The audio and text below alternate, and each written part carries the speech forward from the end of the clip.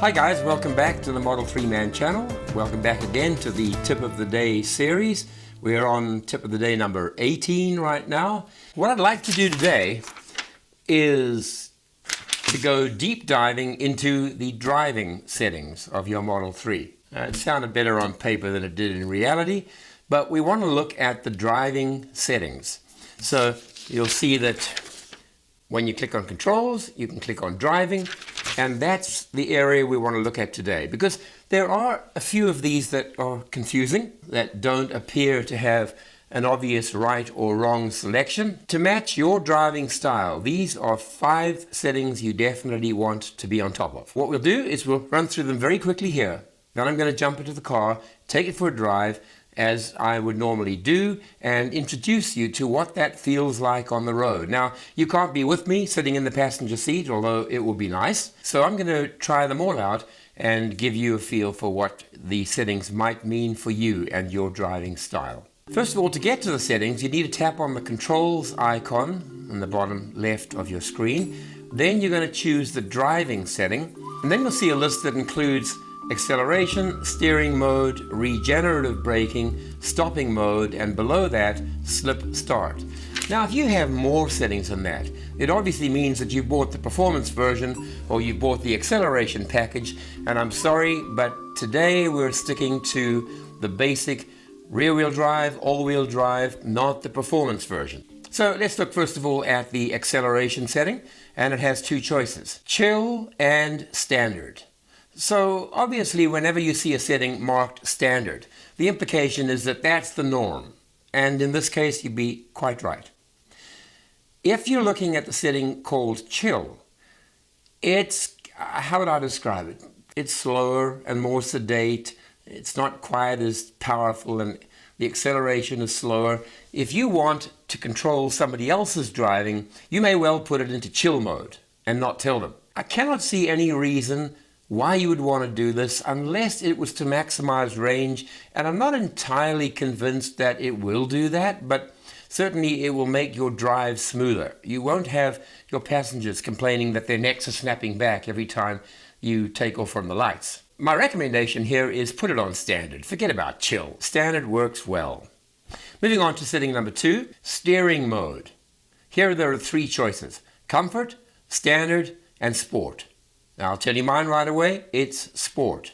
When you put it on sport, the car feels more responsive. Any tiny little input on your steering wheel is immediately translated into a turn of the wheels, and it's a far better way to control your car, especially if you love winding your way through corners, having that instant feedback and having the turn to be something immediate and responsive. Comfort and standard are both a little bit more normal, like most normal cars. For most people that are buying a Model 3, you're doing it partly because you love the performance of the car, you love the brisk acceleration, and you're quite likely to wind your way pretty quickly through corners and bends and kinks and turns, and for that, sport mode works better. Setting number 3, regenerative braking. Now, if you've had anything to do with the Model 3, and certainly if you own one, you'll know this, that when you take your foot off the accelerator pedal, it begins feeding power back into your battery, and the immediate response is that the car begins to slow down. Setting it to normal will do it the way Tesla designed it, give you good regeneration of power going into the back of the battery, and good slowing down capability as you lift your foot from the pedal. So why would you set it to low? Why would you want the car to not be giving the maximum power back in, or not be able to effectively slow down when you lift your foot? I don't know. I don't have an answer to that. I'm trying to think who might and why. Again, if you think that it increases range, I don't believe it does.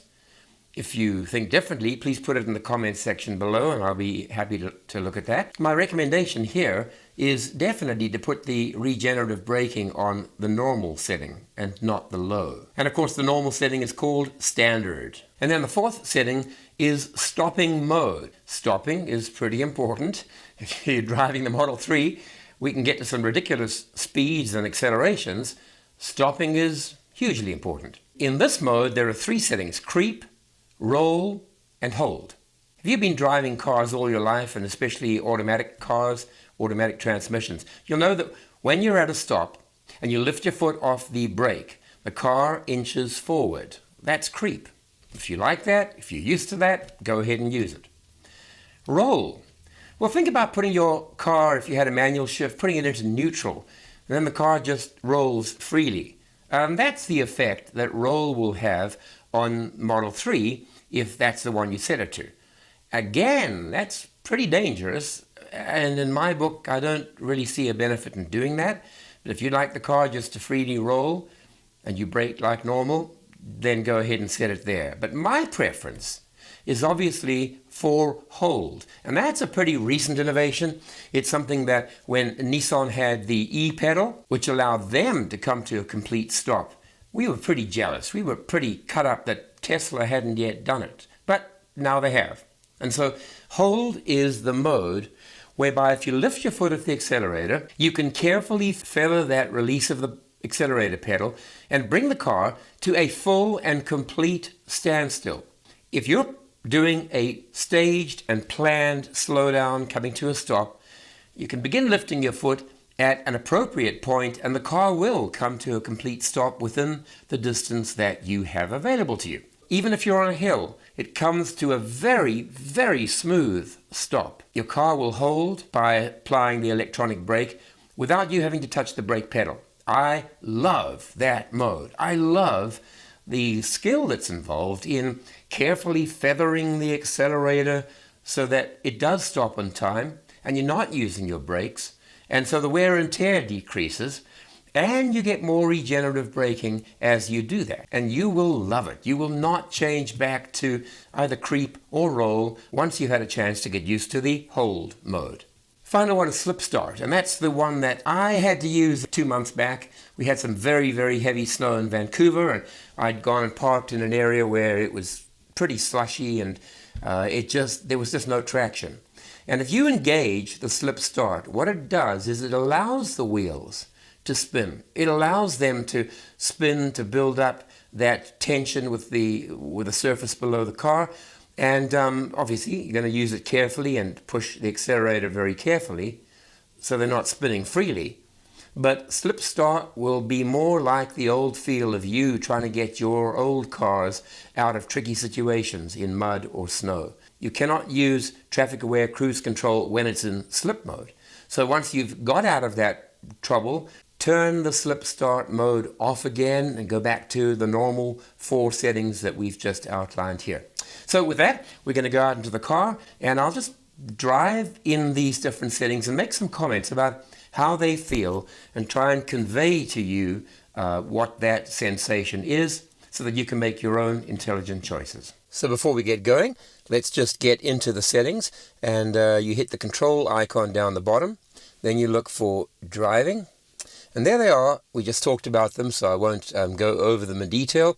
But it's how you want to accelerate, how you want the steering wheel to respond to you, how strongly do you want regenerative braking to be in effect, and how do you want to come to a stop.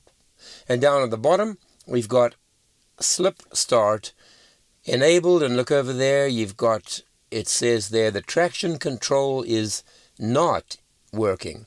Traction control is disabled. Slip start has been enabled. Now we don't need that today. No more snow, no more mud. We're just going to turn that off. We're going to get going. I'm first going to put the car into chill mode. I know what standard feels like. I've driven it for 19, 20 months. This is going to be the first time that I've put it into the chill mode. So I'm very interested to see exactly how that feels.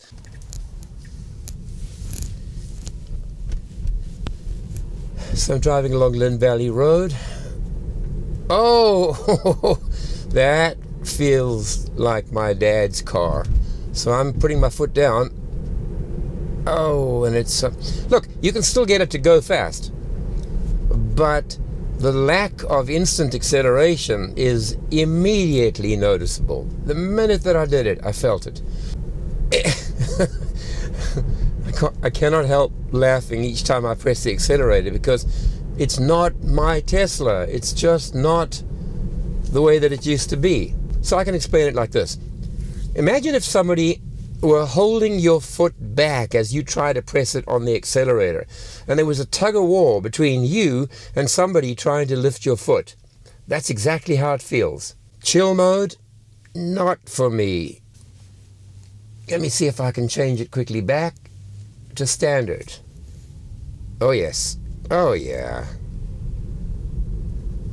Exactly. So let me move into the right lane. That's the way it should be. Let's go and look at the next one, steering mode. So I'm on the sport setting right now, as you can see. I'm going to change that to comfort. Oh, it's very, very floppy. It certainly is easy to turn. So let me try and... I'm going to have to go around some corners. Let me go around here.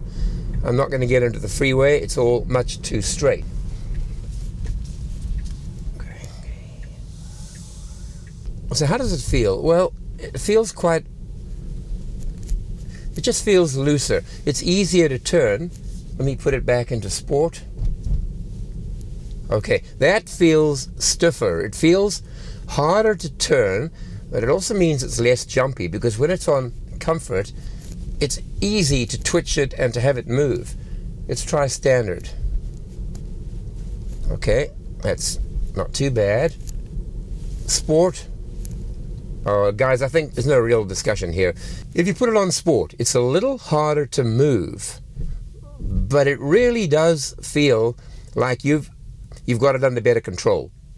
So yes, it's slightly harder to turn and to move, but it feels like it's more controlled, and it's responsive, but there is not that feeling of looseness in the wheel that comfort had, and that to some degree standard had. So again, just to underscore, my recommendation is definitely the sport steering mode. Don't take my word.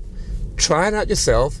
See exactly how it feels for you as you try each of these three modes. I'm going to pull over to the side, and I'm going to change the regenerative braking. Okay, so this is going to be interesting. I've never driven it with the regenerative braking on low. I'm trying to describe to you how it feels. So let's get going and try not to knock over a lady and a dog. And I'm going to lift my foot off the accelerator now. Oh, that's very different. Let's go around this corner. I'm going to gather a little bit of speed. And bear in mind that I notice that the stopping mode is grayed out. So what does that mean? Do I not have a hold? Let me try. I'm going downhill. I take my foot off the accelerator. It just continues gliding. Is it going to stop and hold? Let's have a look.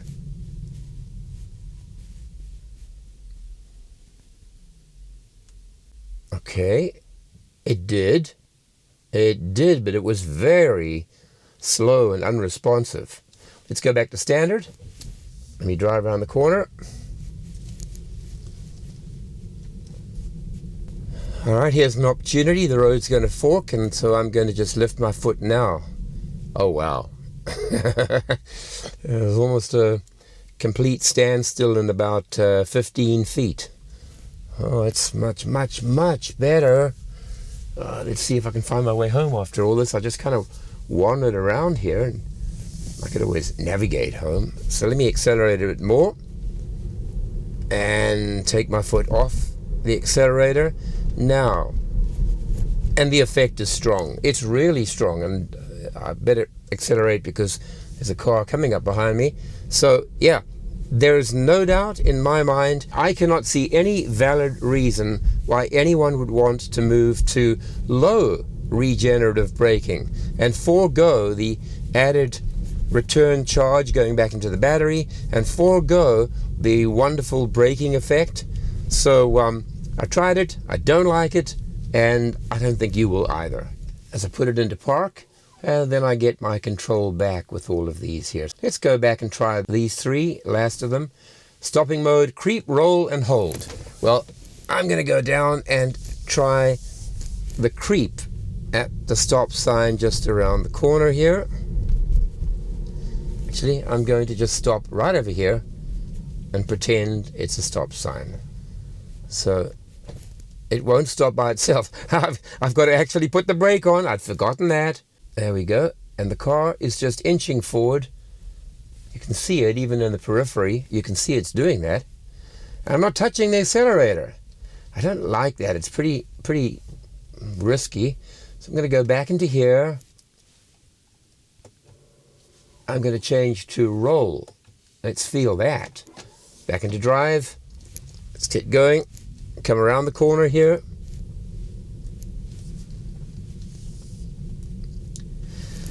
And I'm simply going to stop here on the crest of a gentle hill and lift my foot off the accelerator. Well, there's no coming to a stop here. And the car's just rolling as if it were in neutral. You can see that. Look at the sides of the screen and you can see it just keeps on going. All right, enough of that. Let's get back here again. We'll put it on hold.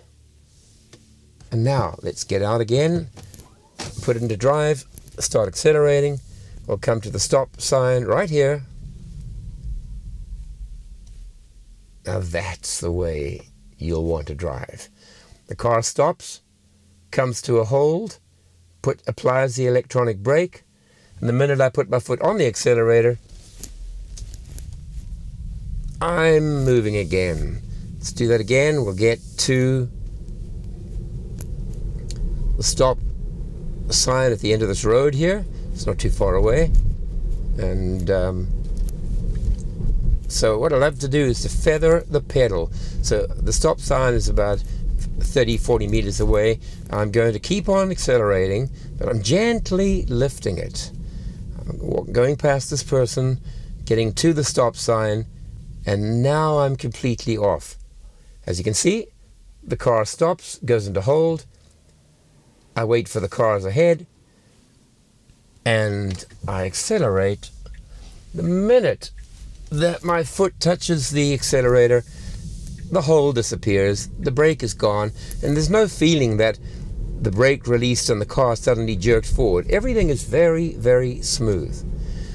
So that's it. Let me underscore again my choice of settings. Accelerating, keep it on standard. You are not your father. Steering mode, keep it on sport. Much more responsive, feels much better. Regenerative braking, don't even think to go to low. You're missing entirely the benefits of what Tesla has designed, and you're missing the higher rate of return power going into the battery. And finally, stopping mode, it's hold for me. Now, you might enjoy creep because you've been used to it, but just try hold, get used to it, and you will absolutely love it. Okay, back into the studio. Once again, thank you very much for watching. I look forward to the next tip of the day tomorrow, and that will be number 19. Thanks again just for your support of the channel. Those of you that are sort of periodic visitors, why not hit the subscribe button and the notify button? And for those of you who are in the exciting position of being about to buy a Tesla, please make sure you do use someone's referral code. Anyone's.